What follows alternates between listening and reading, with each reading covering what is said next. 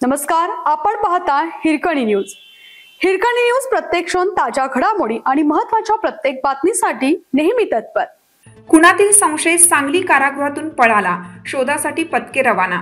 मिरजेत 8 महिन्यापूर्वी झालेल्या कुणाल बाली याच्या खुनातील मुख्य संशयित अजय डेव्हिड भोसले राहणार मिरज हा गुरुवारी सांगली कारागृहातून पळाला। त्यामुळे कारागृह प्रशासनाची एकच तारांबळ उडाली।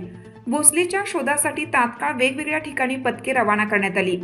कुणालचा भाऊ वंश वाली याला मिरजेत निखिल कलगुटकी याच्या खुनातील संशयित सलीम पठाण याच्यावर खुनी हल्ल्याचा प्रयत्न करताना बुधवारी पोलिसांनी पकडला आहे।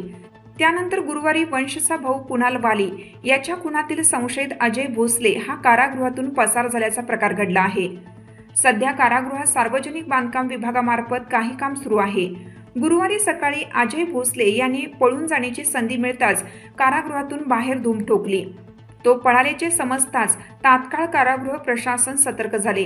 भोसले हा बस स्थानकाच्या दिशेने पळून गेल्याचे समजताच कारागृह पोलीस त्याच्या मागावर धावले। सांगली शहर पोलिसांना माहिती मिळताच ते देखील अजय भोसलेचा वेगवेगळ्या ठिकाणी शोध घेत होते। काही दिवसापूर्वी एका कैद्याने धूम ठोकल्याचा प्रकार घडला होता। त्यानंतर पुन्हा एकदा कारागृहातून कैदी पळाल्याने सुरक्षेचा प्रश्न ऐरणीवर आला आहे। हिरकणी न्यूज करिता संपादक नजीर शेख। आपल्या हिरकणी न्यूज चॅनलला लाईक करा, शेअर करा आणि सबस्क्राइब करायला विसरू नका आणि रहा अपडेट।